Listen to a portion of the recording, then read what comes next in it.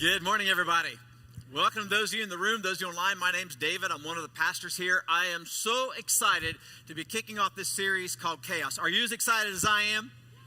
I'm looking forward to it. I want to give you a quick disclaimer. Several years ago, nearly 10 years ago, I was invited to speak at another church who was doing a series on the seven churches and Revelations. They asked me if I would come in and do one of the sessions, which I did.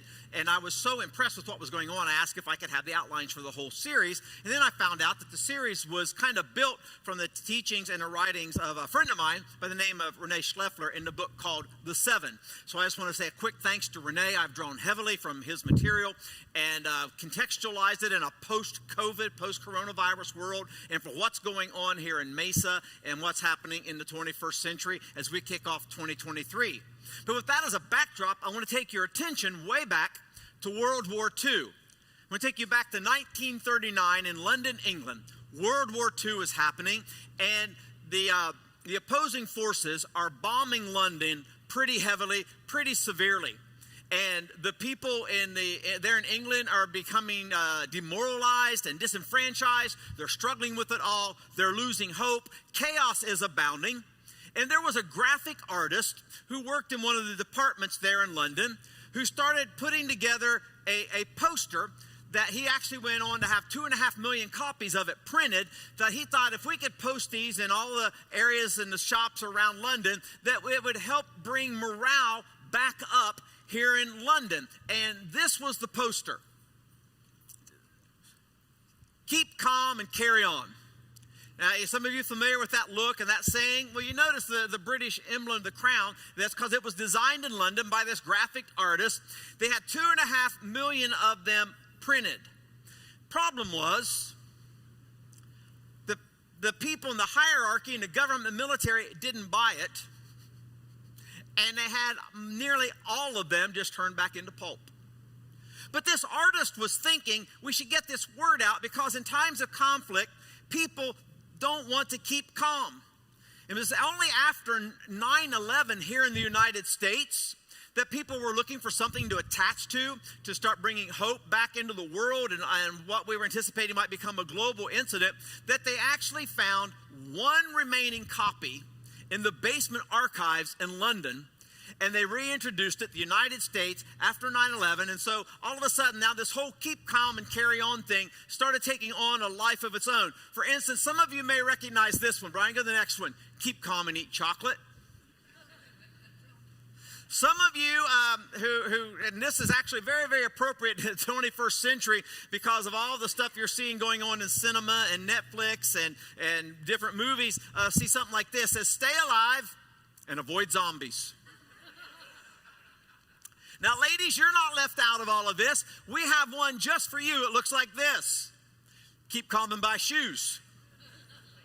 But that whole keep calm phenomenon came from clear back in 1939. All that went wrong then, and then it began to reintroduce post 9/11. And man, I loved the original one the most. It simply said, keep calm and carry on. Now, in the 21st century, as we're in January, and I think the timing of what we're introducing today is very, very important because everybody in our country, I would assert everybody globally, needs this message in this series. Because in the United States alone, think about the stuff that we have been dealing with over the last couple of years. We had the whole coronavirus and the COVID experience, and whether you bought it or whether you didn't, it was a certain reality. We all had to abide by it. And there were definitely impacts from it. And then in the midst of all of that, we had all of this chaos. And then you'd be watching your evening news and you would see this terrorist group called Antifa. And they were terrorizing people sitting outdoor restaurants and walking down the street and walking their dogs. And then regardless of which aisle you sit on in the political spectrum, we all have to acknowledge that there was something not quite right about the whole January 6th incident that took place in our government headquarters. And they're still dealing with conflict in Ukraine. And then here in the United States, we are wrestling with this heavy, heavy inflation. And some of you in this room are on fixed incomes. And your spending power isn't as great as it was a year ago or 2 years ago.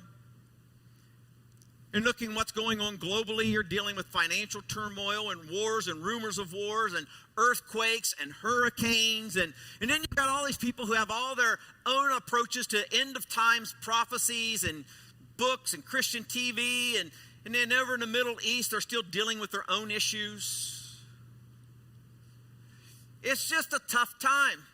In fact, things got so bad a few years ago dealing with these same kinds of things, even pre-COVID, that the New York Daily News made this their front page.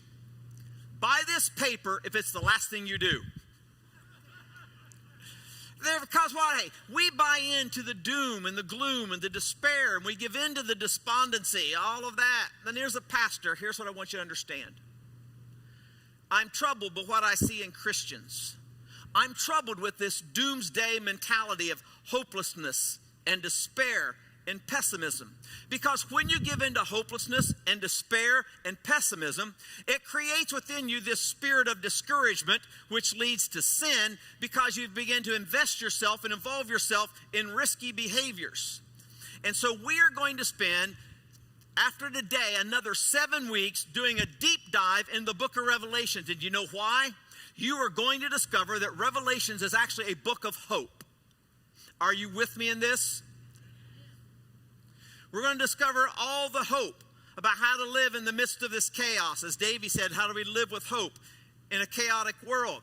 Now, I would encourage you, as Davey mentioned, if you don't already have our app, to download our app on your phone or your pad or your tablet, and then you can follow along digitally with everything that I'm going to discuss. You can even print them off and bring them in and do that, because you're going to want to have this. But some people, when they read the book of Revelations, they find it very scary. Would you agree? Is that fair? I don't mean that critically. They find it very, very uncertain. But I think that Revelations is extremely relevant in 2023. The reason I think that is because the book of Revelations is a letter that was actually written to 7 churches, and it was written to the people in those churches whose worlds had been turned upside down. And so the book of Revelation is actually written to encourage and to inspire and to bless. And so I would say, with one of those things, that we should think about this, that we should keep confident and carry on. Now, I want to take a look at an initial passage of Scripture, just one verse, Revelation chapter 1 and verse 3. I'm going to ask you to read it aloud with me, and as you do, you'll understand why I've asked you to do that. I'm not going to make you stand unless you don't read. Online, read it along with us and give us thumbs up. Let us know that you're sharing in this. Are you guys ready? Now, convince me. Are you ready? On a count of 3. 1, 2, 3. Blessed is the one. This prophecy. And blessed what is written in it, because the time is near. Now, it's obvious why I asked you to read that, right? Blessed is the one who reads aloud. And I want everyone in this room to be blessed, because this scripture right here is the only time in the entire New Testament where we have an explicit promise of blessing from God. It's an explicit promise of blessing. It's not like in the Beatitudes where it says blessed is and blessed is and blessed is and blessed is, where the word actually means something along the lines of happy are, or some people would say lucky are. This isn't happy, this isn't lucky. This is the only time in the entire New Testament where God himself says the people who read aloud these words and the people who are in the hearing of these words will be absolutely blessed. Look at your neighbor and say, that's you. Online, type in, that's you, because that's you. He says you'll be blessed because you will know that God has a plan, and in that plan you will come to understand that God cares for you. See, one of the problems with the book of Revelations, when we read it kind of out of curiosity or kind of doing a cursory reading of it, or, you know, we're reading the Bible through in 12 months and we're coming down to the end of the year and we just kind of got to get through it, you know what I'm talking about? Like men on vacation just conquering miles. Is we get intimidated.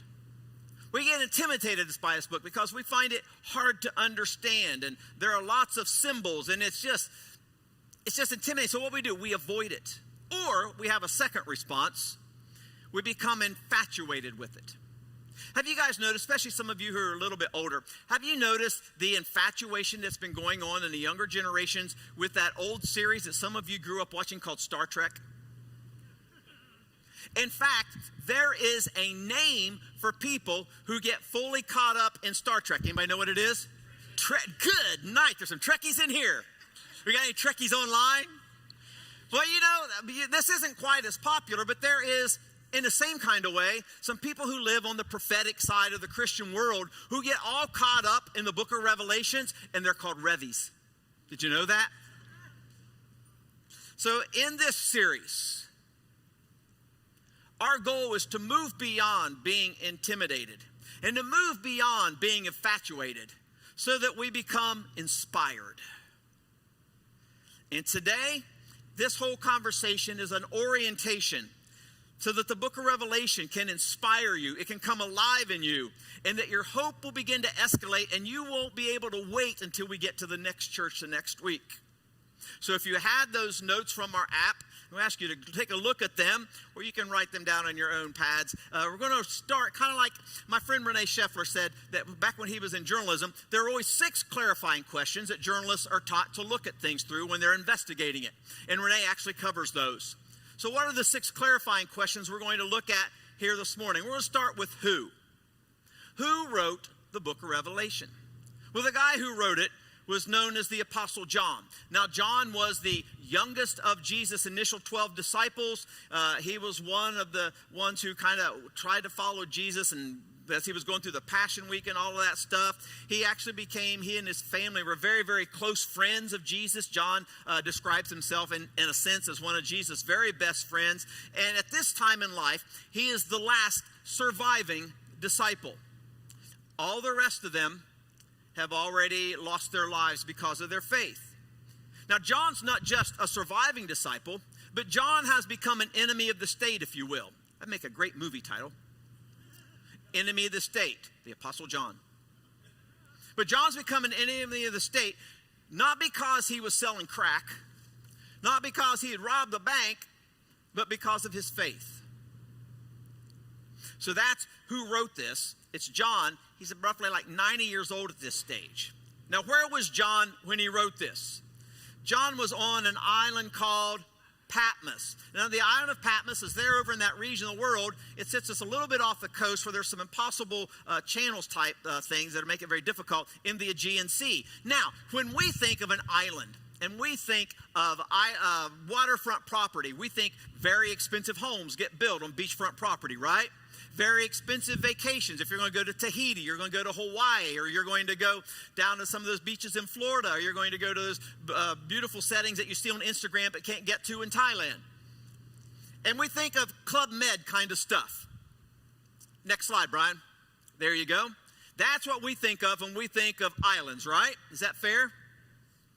But that wasn't the case. We're told that John is imprisoned on this island. Now, when you think of a prison that sits on an island, what's the first thing that comes to your mind? Looks like this, right? Alcatraz. Now, here's what's interesting. John's in this prison on an island because he's a Christian leader. But it's not Club Med, and it's not Alcatraz. So where is John and what's going on? Here's where John is. He's on an island called Patmos. Now, what do you notice about that island? That there are no buildings on it. There are no prisons on it. You know what's fascinating? That the island is a prison unto itself, and the water represents, in essence, the prison bars, because there are these impassable channels that you couldn't swim through to get out. And here's one of the things you'll find really interesting if you're reading the book of Revelation. Whenever you read the book of Revelation and you see John mention the sea or the water, he always does so negatively. For instance, John says, there will be a new heaven and a new earth, and there will no longer be any sea. Why does John say that? Because to John, the sea represents prison bars. The sea represents separation from his family and his friends and from life. Now, you and I can't identify with that, but John sees the water as his as his bars, if you will, that are imprisoning him, and they represent prison walls, and he's separated from his family. And John always views in Revelation the sea negatively. Does that make sense? Now, where John is on the Isle of Patmos, he's along what was then known as Asia Minor. In fact, John in Revelations 1:4 talks about to the 7 churches there in Asia. And today it's known as, anybody know? Turkey. That's right. And in this series, as we'll see, there are 7 specific churches that John is writing to. 7 churches from 7 cities. Now, over the years, the Revies have tried to find all kinds of significance, and well, this church meant this and this church meant that, and this is a code for, and they're unlocking all the stuff on Super Mario. Nah, not at all. Here's a map of the region. You know what this is? UPS route. That's it. Why are the churches in Revelation mentioned in that order? Because that was the mail route. They would start in Laodicea to Philadelphia to Sardis. And John on a clear day could see from Patmos, which you see down there, could see some of those cities on a clear day. And that was just a mail route. And so, they'd watch the mail route or the UPS truck or the FedEx truck, go through all of them, and then they'd eventually take some stuff over to Patmos. That's it. There's no mystery to this. There's no hidden meaning in all of this. You see Revies posting that stuff, just know that they're wrong. It's that simple. So, John, who wrote it? John. Where was he when he wrote it? Patmos. Now, when did John write this? John wrote this in 96 AD. Well, David, why is that significant? Because 96 AD was this very, very intense time for Christians. See, Christians had already lived through this very, very nasty, insane Caesar by the name of Nero. Nero was insane. He was narcissistic. He persecuted Christians after he burned Rome and then blamed them. In fact, what he would do is Nero would take Christians and bring them to the palace out in the garden when he was entertaining, except he would douse them with oil and make them living torches. Think about that the next time you get upset and somebody says something nasty about you on Twitter. Nobody's lighting you up like a torch. Nero was the one who then would bring these Christians into the auditorium and tie them to the stakes and turn the lions loose on them and other unspeakable acts that would take place. That was all Nero. And if that wasn't bad enough, a couple of Caesars later, who was arguably the last of those Roman Caesars, was this guy who was, they'd gone through a period of peace and things had gotten a little bit better. And then this other guy who was even worse than Nero by the name of Domitian, the last of the Roman Caesars. Domitian is also insane, but Domitian does something in addition to Nero, besides hating Christians and actors. I don't know why he hated actors and he hated Christians and he persecuted both heavily. But Domitian actually started his own religious cult. And people had been worshiping him, so to speak, as Caesar, as the leader of the known world. But now Nero insisted that they address him as Lord and God. And he made Christianity illegal, and he made mimes illegal. That's when it happened, and that's the reason it's so significant, the time period. Now, the next question is a what question. What is Revelation, and how does it help persecuted and burdened Christians? Now, Revelation in the original Greek language literally means apocalypse. Now, what movies or images come to mind when you think of apocalypse? Turn to the person next to you and tell them. What comes to mind when you hear the word apocalypse? You're thinking of all these movies, Apocalypse Now and stuff like that. Okay? Do you know that that's not at all what the word means? The word literally in the Greek language, which is translated as Revelations, literally means the unveiling or the revealing of something.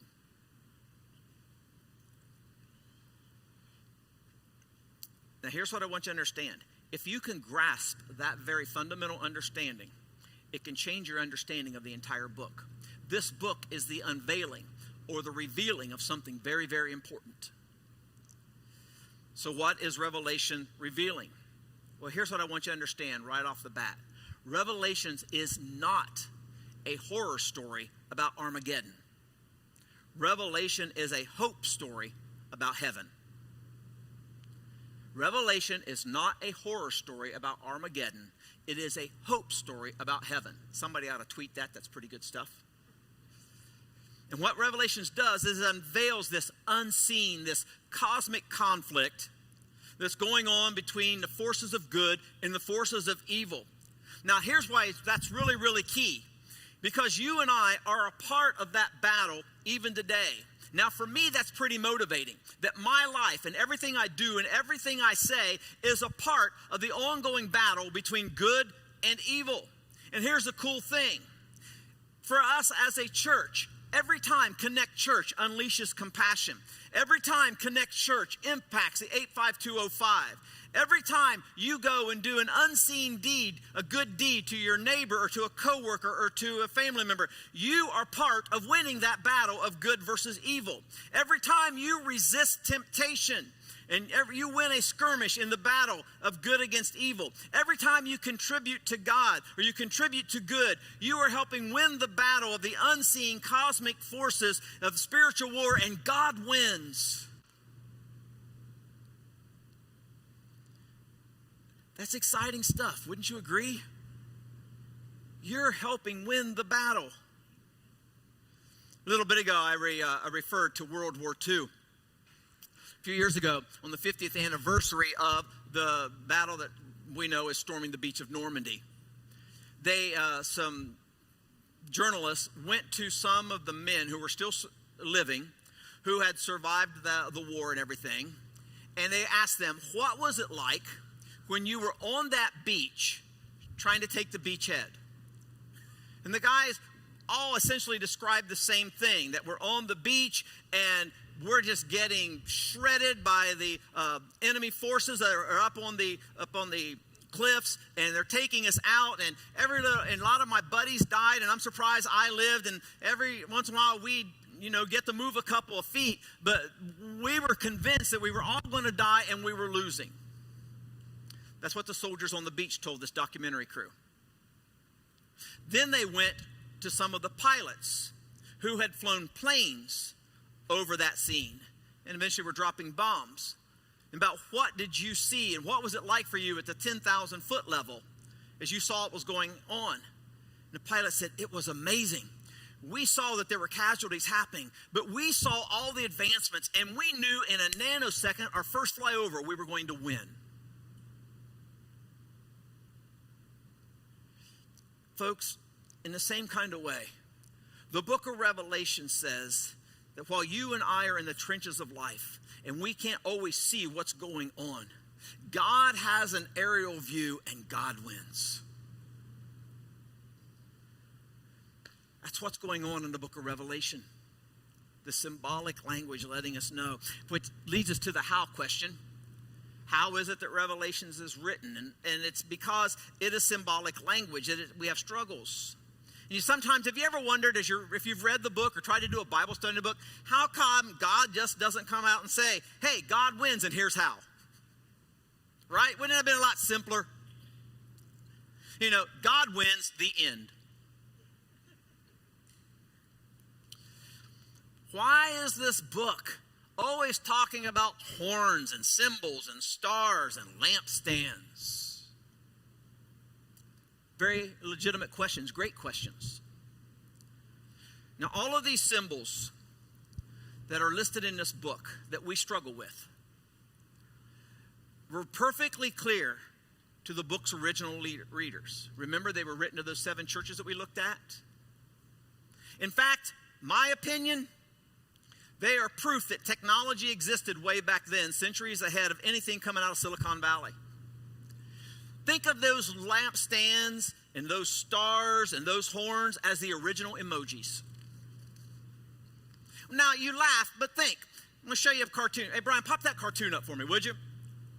Now, when you look at that cartoon, it's completely symbolic, right? There are no words. And yet everybody in this room and everybody watching online knows what it is, right? What is it? Talk to me. Right, online, talk to us. Yeah, here's what it is. I heard you different things. You've got the donkey and the elephant. They're representing the two political parties in the United States system. And they've got blue and red, and they're in the ring, and they're boxing. And so what we understand here today is that this is probably about an election, and the Republicans and the Democrats, and they have, they're kind of like gangs. They have colors, right? Red and blue. Here in Arizona, we're purple because we're kind of 50-50. We get blended. And that they're going through an election, and they're fighting over different issues that each party finds to be important to their constituents, and pretty much needs no explanation. Is that fair? We understand it from cultural context. Now, here's what else I understand. You don't even know when you were taught that. You just kind of grew up with it. And it is just a framework of understanding that is part of living in American culture. Now, here's what I want you to do. I want you to imagine that 2,000 years from now, an archaeologist is digging through some of the things in Iowa, and he comes across this cartoon. What's he going to say? Well, we're not sure exactly. Apparently, back then, Americans really didn't like animals, and so they would have them fight in rings, and they would dress them up in costumes, and they would cheer. But today, we don't have to say a word, and we know exactly what this is saying to us. That's what the book of Revelation is doing. Let me give you an example. Revelation chapter 3, verse 1 says these words. To the angel of the church in Sardis write, these are the words of him who holds the seven spirits of God and the seven stars. Imagery, right? I know your deeds. You have a reputation of being alive, but you are dead. Now, what the people in the first century heard John saying was, to the seven leaders of the seven churches. And then there are layers of meaning that they saw, just like there were layers of understanding when you looked at that political cartoon. And it was completely clear to all of them. You guys know what the word all it means in Greek? All, everybody. See, what was going on is in 96 AD, the 12th Roman Caesar, Nero, Domitian, insane, starting his own religion, insisted that everybody call him not Caesar, not king, but Lord and God. And insisted that everybody call his son, who was going to be his successor, the Son of our Lord and God. In fact, he was so convinced in his own narcissism and insanity and self-importance that he had the entire Roman mint reprint all of their coinage of the day, and it looked like this. That's Nero on one side, and that's his son, the Son of Lord and God, who's going to be my successor, sitting on the world. And yes, back then, even they knew the world was round. Sitting on the world, proclaiming that he is Lord and God of all. Isn't that a little bit fascinating? And so that's what's going on in Roman culture. Well, John has to think. And so what John does is, back then, all they knew with the astronomers, history tells us, that where John says 7 stars, they recognized 7 planets. And they called them stars back then. But those were the visible 7 planets, and they stood for the known universe of the day. Domitian's son was going to be the leader of that known universe, as was his father, the Lord and God. And so what John does is John writes the entire book of Revelation in a certain code, because keep in mind, John's in prison, right?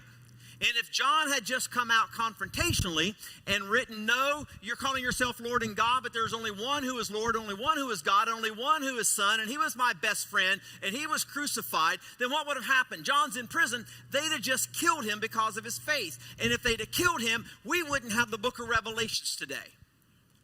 So John, with wisdom imparted through the power of the Holy Spirit, writes this book in complete code that everybody in those 7 churches and those 7 cities that we looked at completely understood. And the benefit is that these years later, 2,000 years later, you and I have the book of Revelation to give us hope as we're going through our own season of chaos. There's one last question we have to answer. The question is, why? Why was this book written in the first place?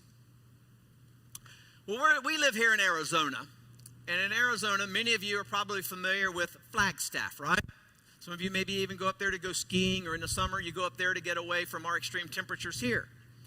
On the East Coast, back in the middle of the last century, there was a very, very scenic tourist village with a lot of Airbnb stuff, and it was known as Flagstaff, Maine. And Flagstaff, Maine was just this picturesque little area that sat on this lake, and lots of people had summer homes there, and plus there were some year-round residents. But in 1950, word came from Washington that the entire town was going to be flooded, and they were going to expand the river basin to help with a whole bunch of other things that had going along in agriculture and different things in that area. But what they didn't realize was the psychological damage that was going to do to the people. And so here's what happens. The people in 1950 living in this very, very picturesque village stopped caring for their property. They knew that in 2 years, everything was going to be backed up and their entire area was going to be flooded. It was going to become an even bigger river and resort area. And so houses that needed painted, they just didn't paint them. Porches and porch swings that had broken down and needed repair, they didn't repair them. Every 14 and 15-year-old boy will understand this. Yards that needed mowed, they didn't mow them. They just let it go. You can go home and you can Google this. Don't do it right now. You go home and you can Google this, and you'll see all the pictures of what it looked like before and what it looked like after they'd gotten the language that they were going to be backfilling all of this and flooding it. And there was a reporter who was kind of documenting all of this with pictures and with different articles. And in one of the last articles before the area was flooded, here's what he said. Where there is no faith in the future, there is no power in the present. Somebody ought to Google that too. And they ought to tweet that. Where there is no faith in the future, there's no power in the present. And in the same kind of way, Jesus sends John to say, yes, there's going to be trouble in the future. There are going to be floods, and there are going to be earthquakes, and there are going to be wars, and there are going to be corrupt governments, and there are going to be persecution. I'm not going to promise you that all of life is going to be easy. I'm not going to promise you that all of life is going to be sunshine and roses. But never, ever forget, God wins. There is hope, and you have a future. Say that with me. God wins. There is hope. You have a future. One more time. God wins. You have a. And then John goes on to say, when you're going through the craziness and you're experiencing the chaos, here's how you live in the midst of all the uncertainty and the chaos that swirls around you here and now while you wait for the perfect future. And that's what's being said to us. Over the last 3 years, the world has changed drastically in a somewhat unique way. Is that fair? And one thing that created a certain chaos from medical understandings and misunderstandings and conflict around it, then led to chaos in other things, racially and culturally and politically, and all of the ugliness that went there.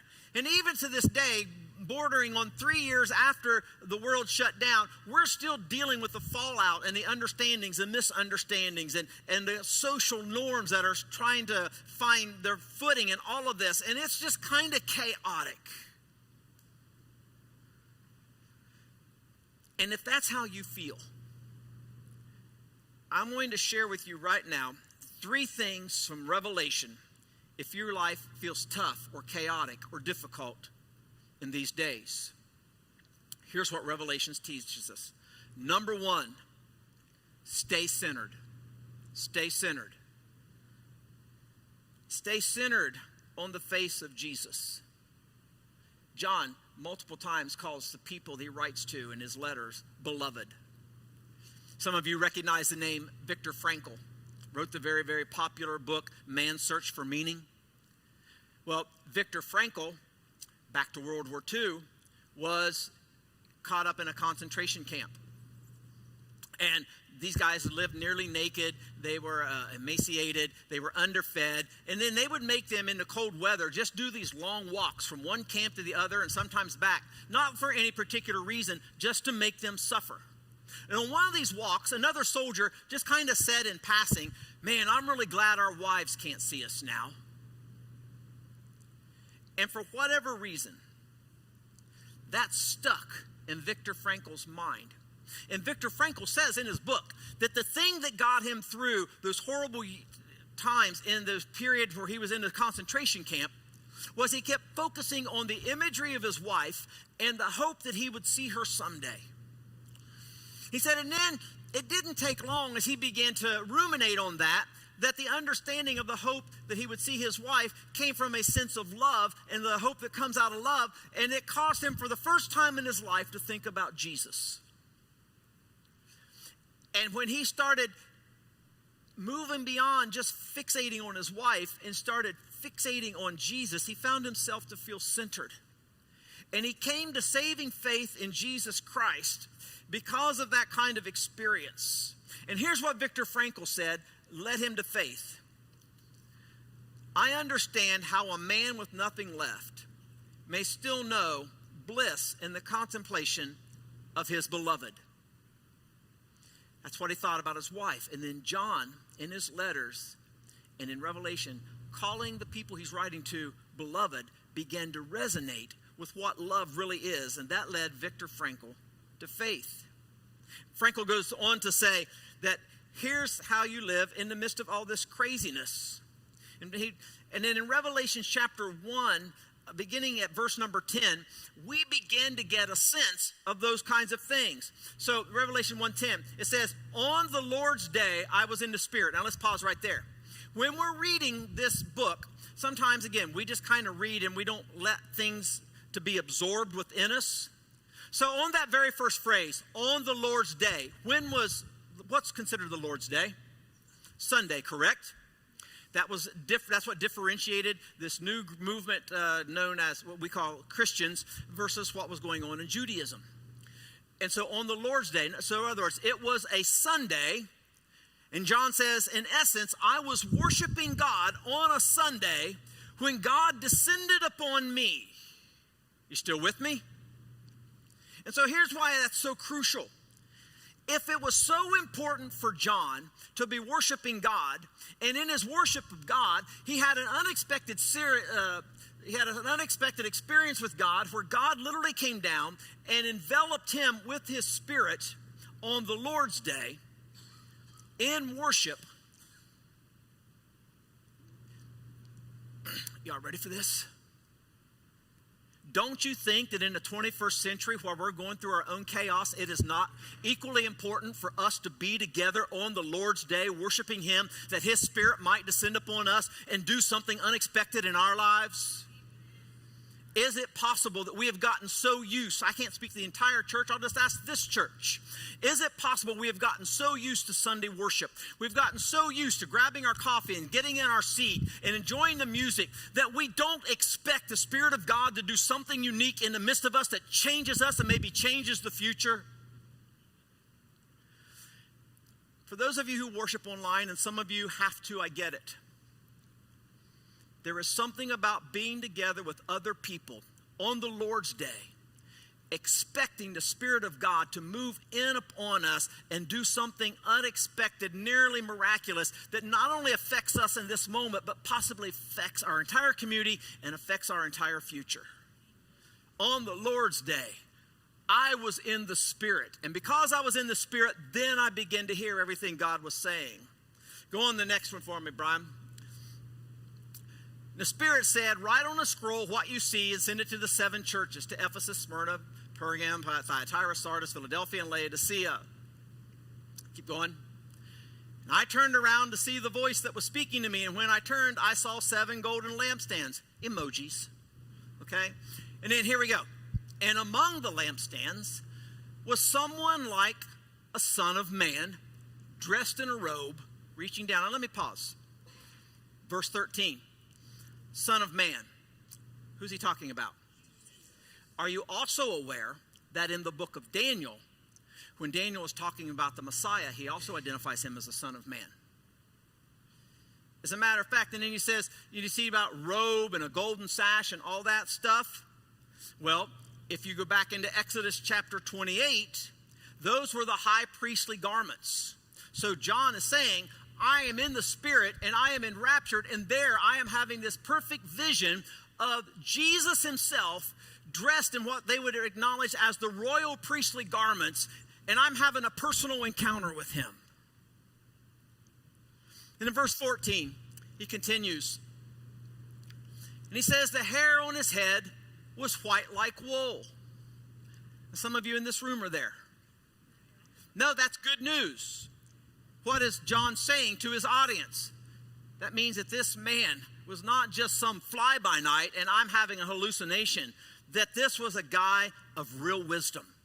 That's what the first century church understood, that white like wool with hair on your head meant that you are full of wisdom. And his eyes are like blazing fire. In other words, there is brilliant insight coming from this man. And then in verse 15, he continued to read on, and his feet were like bronze glowing in a furnace, and his voice was like the sound of rushing waters. And on to 16, in his right hand he held the 7 stars, and coming out of his mouth was a sharp double-edged sword, and his face was like the sun shining in all of its brilliance. And all this imagery, you see John going on, and he's telling how Jesus is more powerful, how Jesus has more insight, how Jesus is longer lasting, how Jesus is wiser, how Jesus is greater, how Jesus has more majesty than Caesar, and how Jesus is greater than any calamity, he's greater than any obstacle, and he's greater than any problem you're going to face. And we still, without realizing, adapt that understanding into our own stuff today. For instance, when a team was leading music, didn't they do a phenomenal job this morning? They sang that one song, Holy, Holy, Worthy is the Lamb. You know where that comes from? The book of Revelation. Straight out of the book of Revelation. Why? Because it's hope and it's validating and it gives us understanding. Another song that we sing around here fairly regularly is a song called This Is Amazing Grace. Who shakes the whole earth in holy thunder? Who leaves us breathless in awe and wonder? You know where that imagery comes from? Revelation, every bit of it. The old Southern preacher used to say it like this. Some of you need to stop telling God about your problems and start telling your problems about God. Why? Because God is always greater than. He's greater than Washington, D.C., and he's greater than Tokyo, and he's greater than St. Petersburg, and he's greater than London, and he's greater than Paris, and he's greater than Rome, and he's greater than the economy. And he's greater than the forces of the enemy that will come against you. He's greater than anything or any problem or any situation you can face. Don't you think we ought to come together and expect the greatness of him to be manifested in us? Folks, that's why Revelation talks about a vision of a new Jerusalem. The vision of a new heaven and a new earth. A vision of a death and disease and disaster being destroyed. That's why it says that Jesus Christ is the King of Kings and the Lord of Lords. I don't care what Domitian says about his son. He says, stay centered. And then he says a second thing. He says, stay consistent. I think that's one of the greatest issues in American faith today is learning how to stay consistent. In fact, I would say it's not just in American faith. We find it in a lot of walks of life. A few years ago, when I lived in Atlanta, Georgia, prior to moving out west. And Atlanta has this run that's very popular there, and thousands of people come, and it's called the Peachtree 10K. Georgia's a peach state. About 70 million streets in Atlanta are called Peachtree something or other. And they have the Peachtree 10K. And in this particular race, the American led from start to finish. And as he comes into the finish area, he mistook where the finish line was. And he started slowing down a little prematurely. And as he slowed down within the last 2 feet, the British runner passed him right on through the tape and actually won the race that the Americans should have run. And the sportscasters talking about it and writing about it later said this: don't stop, run through the line. Look at your neighbor and say that. Don't stop, run through the line. Why is that important? Because I think that the book of Revelation is written for you and me today to remind the American church and those who would call ourselves followers of Jesus, don't stop, run through the line. You're not finished yet. See, some of these 7 churches that we're going to look at over the next coming weeks had gotten cocky. They had gotten lazy. They stopped running. It's like they were saying, we're good and we don't need to grow spiritually anymore. And some of these churches we're going to look at, they just plain old stopped trying. They stopped going.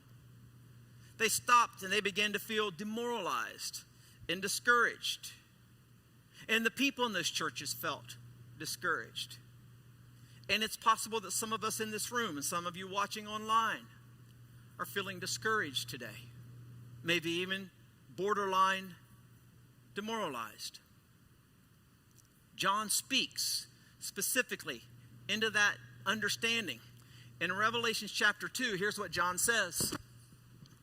To everyone who overcomes, who to the very end keeps on doing things that please me, I will give, talk to me, power.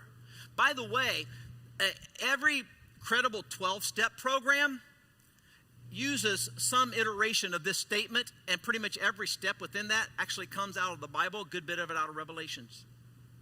Whether it be Celebrate Recovery or AA or NA, it's all coming from biblical principles. So what do you do with an end-of-the-world prophecy? Well, some people freak out. You remember a few years ago when the guy on the West Coast said that Jesus was coming back at such and such a time? People were freaking out. I've told some of you who've been around here before. Actually, the church I was working at, local television station, came to interview, and I was the pastor that they asked to go and speak to the media. People were freaking out, and I was to tell them why they shouldn't freak out. We shut off the cameras and the mics. The newscaster stopped me. She said, do you really believe that? Because I'm freaking out. And I came that close to saying yes to Jesus in that moment. I pray that I'll see her in heaven someday. But what do? You freak out? Do you go to the Army surplus store and buy up a bunch of survival gear? Jesus says, when chaos is happening, stay centered and stay consistent. Now, Jesus tells us one more thing, a third thing, and it's going to be a little bit surprising to you. But here's the third thing Jesus says. Jesus says, stay challenged. Stay challenged. Now, I don't want you to miss this. 7 times in 2 chapters, Jesus says one phrase. It's this phrase that begins in chapter 2, verse 7. And here's what it says.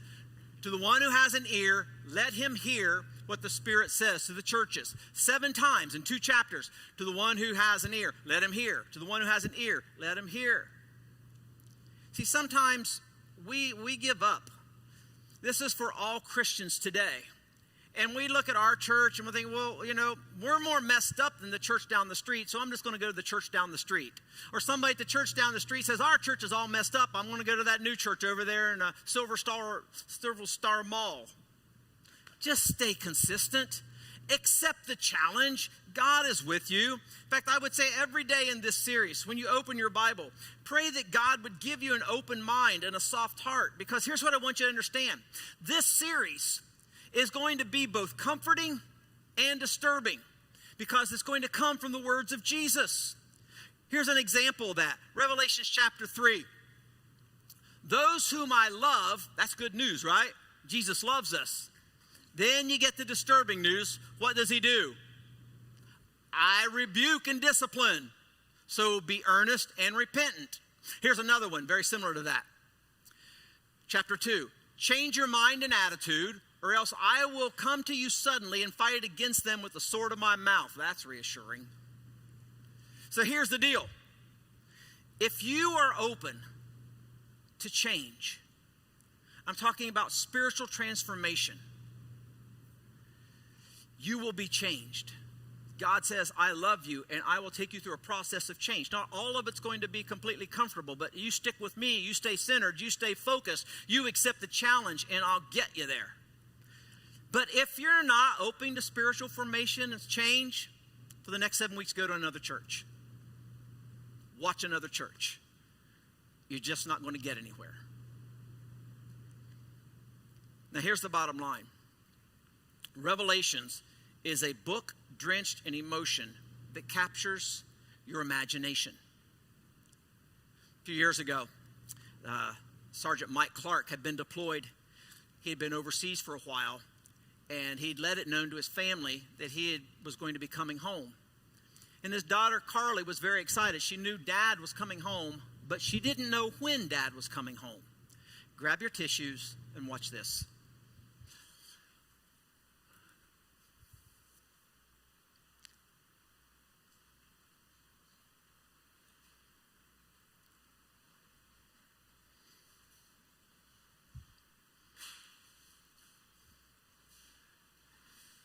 Hang on, it's worth the wait.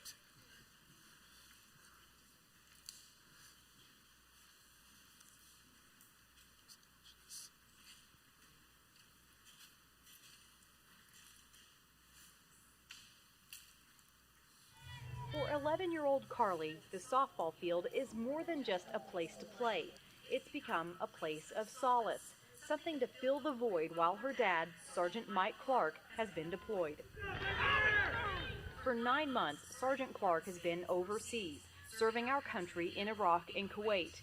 But this isn't the first time the Clark family has been without Dad. He deployed in 2009 and 2010. Mom Jamie says Sergeant Clark's biggest fear while he was away, not death or injury, but that Carly, then just 4 years old, wouldn't remember him.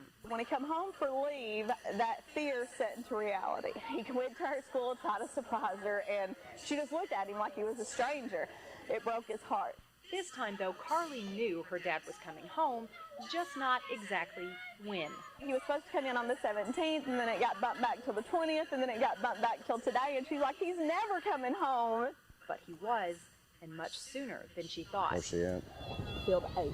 As Carly's team, NEA Crush 03, came into bat, Sergeant Clark made his way in. Family, friends, even umpires in on the surprise, ready to stop the game as soon as Sergeant Clark stepped onto the field. Come on. A moment, 9 months in the making, timed perfectly.